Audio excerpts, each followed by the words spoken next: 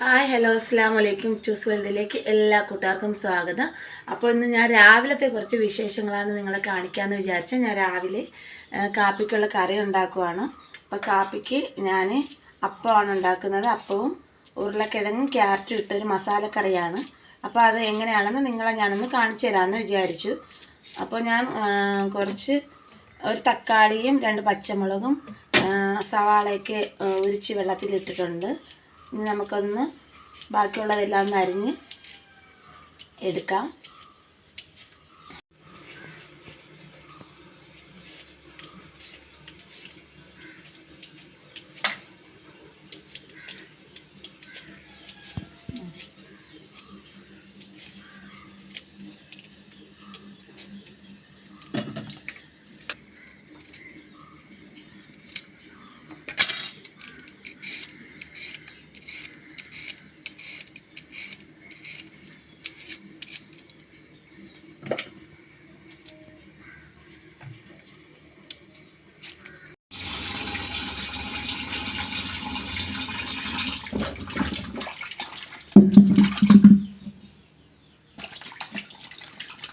പെട്ടോ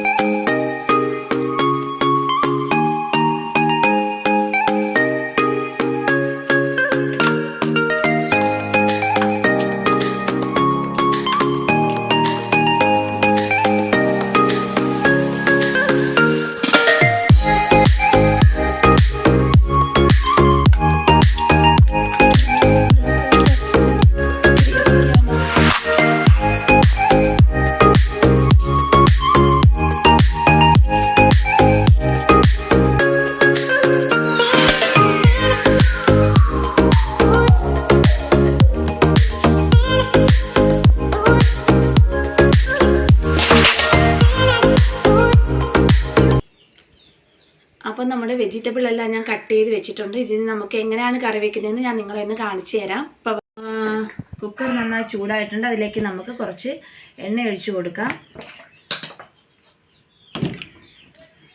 അതിലേക്ക് ആവശ്യമായ കടുക് കൂടി ഇട്ട് കൊടുക്കാം. ഇനി നമുക്ക് ഇതിലേക്ക് ഈ കട്ട് ചെയ്ത വെജിറ്റബിൾ എല്ലാം ഇട്ട് കൊടുക്കാം. അപ്പോൾ പുളി കുറച്ചിട്ടാണ് ഞാൻ ഇടുന്നത്. അപ്പോൾ എല്ലാ വെജിറ്റബിളും നമുക്ക് ഒരുമിച്ചിട്ട് കൊടുക്കാം. അല്ല തക്കാളി വേറെ അങ്ങനെയൊന്നും ഇടേണ്ട കാര്യമില്ല. നമുക്കിതൊന്ന് ഇളക്കി ഉപ്പോടെ ചേർത്തൊന്ന് വേവിക്കാം.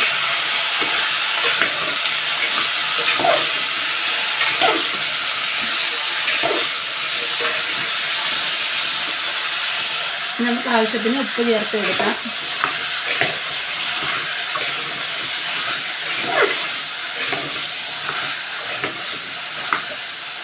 ഇതിലേക്ക് ആവശ്യമായ മഞ്ഞൾപ്പൊടി കൂടി നമുക്കൊന്ന് ഇട്ട് കൊടുക്കാം.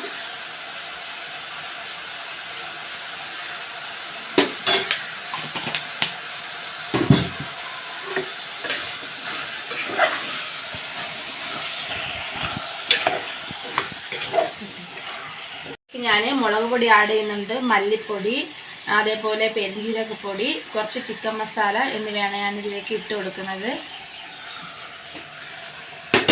ഇനി നമുക്കിത് നന്നായി ഒന്ന് ഇളക്കിയതിന് ശേഷം കുറച്ചുകൂടി എണ്ണ ഒഴിച്ചിട്ട് കുറച്ച് വെള്ളം കൂടി ആഡ് ചെയ്തൊന്ന് അടച്ചു വെച്ച് വേവിച്ചെടുക്കാം.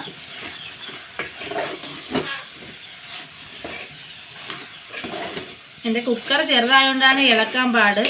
വലിയ കുക്കർ കംപ്ലൈൻ്റ് ആയിരിക്കുവാണ്, അതുകൊണ്ടാണ് ഇതിനായിട്ട് പാചകം ചെയ്യുന്നത്.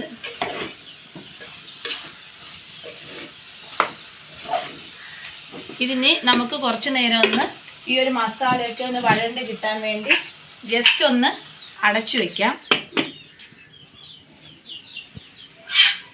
നമുക്കിതിൻ്റെ മൂടി ഒന്ന് തുറന്ന് നോക്കാം.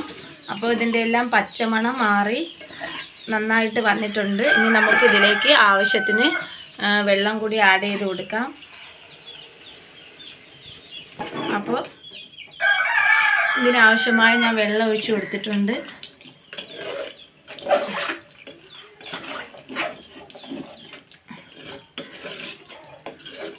ഇനി ഇത് നമുക്ക് നന്നായി ഒന്ന് വേവിച്ചെടുക്കാം.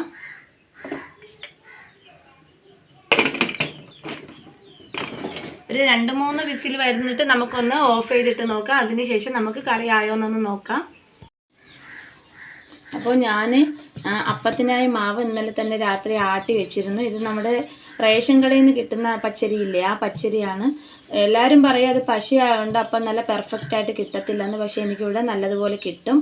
ഞാൻ അതിൽ ഉപ്പ് മാത്രമേ ചേർത്തിട്ടുള്ളൂ. അപ്പം നമുക്കിതിന് അപ്പം കൂടി ചുട്ടെടുക്കാം.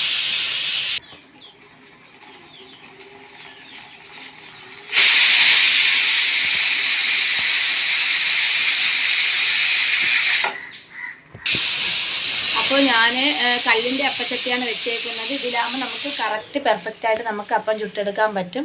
അതിൽ ഞാൻ ഒരു തുണിയിലാണ് എണ്ണ പുരട്ടി തേക്കുന്നത്. എനിക്ക് അതാണ് എളുപ്പം. അപ്പോൾ ചട്ടിയൊക്കെ നന്നായി ചൂടായിട്ടുണ്ട്. പിന്നെ നമുക്ക് മാവിട്ട് കൊടുക്കാം.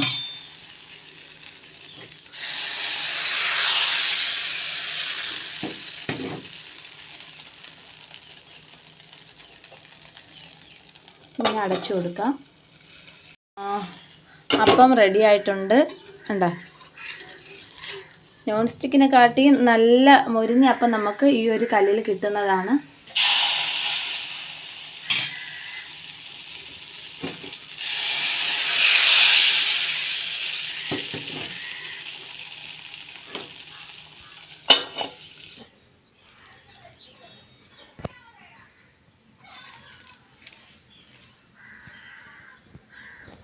അതിൻ്റെ എയറൊക്കെ പോയിട്ടുണ്ട്. ഇനി അതിന് തുറന്ന് നോക്കാം.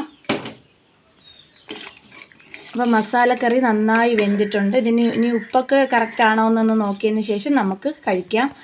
അപ്പോൾ ഒരുപാട് വെള്ളം ഇവിടെ വേണ്ട. നല്ല ചാറ് നല്ല കുറുകിയിരിക്കണം. അതുകൊണ്ട് ഞാൻ ഒരുപാട് വെള്ളമൊന്നും ഇതിൽ ചേർക്കുന്നില്ല.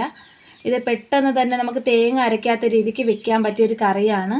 ഇതിപ്പോൾ ക്യാരറ്റൊന്നും ഇല്ലെങ്കിലും കുഴപ്പമില്ല. വെറും സവാളയും ഉരുളക്കിഴങ്ങുമായിട്ടാണെങ്കിലും നമുക്ക് വെക്കാം. അപ്പോൾ ഇതിൽ ഉപ്പൊക്കെ കറക്റ്റാണെന്നൊന്ന് നമുക്ക് നോക്കാം. ഉപ്പെല്ലാം കറക്റ്റാണ്. ഇനി നമുക്ക് അപ്പമായിട്ട് കൂട്ടി കഴിക്കാം.